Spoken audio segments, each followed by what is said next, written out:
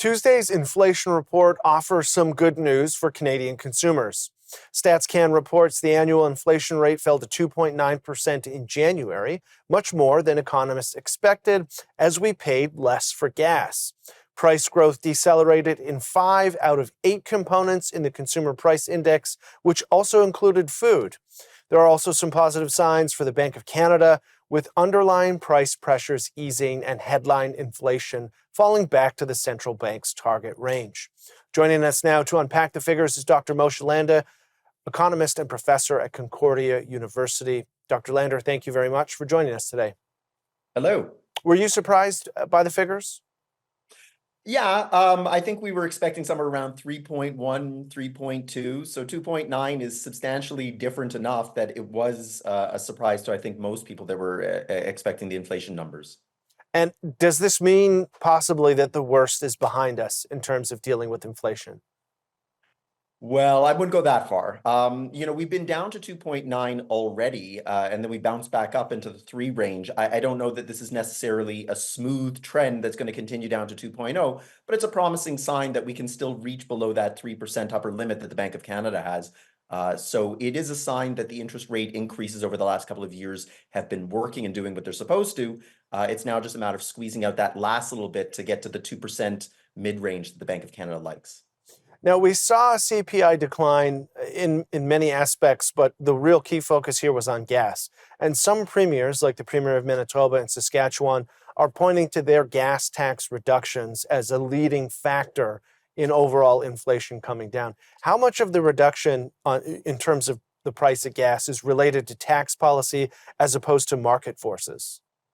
It's a little bit of both. When in January last year, there was a rebate given in Alberta, for example. And so if you take a look at what happened to their electricity prices, they more than doubled between January last year and January this year. But that's masking the fact that it's really not that the price has doubled, it's that there's a rebate that's there. So similarly with gasoline, if you're removing taxes and things like that, the month in which you remove the tax compared to the 12 months later can make it look like there was some sort of major reduction when maybe it's not really as good as people would think.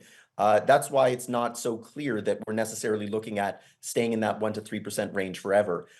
Those types of policies too have to be undone. So where they're taking credit for it today, that this is leading to lower inflation, are we going to be putting the blame at their feet when they have to put the tax back in place and we see inflation jump as a result? Yeah, that's a important distinction. Another key factor here is housing, whether it be home ownership or renting. That seems to be particularly sticky as a component of CPI.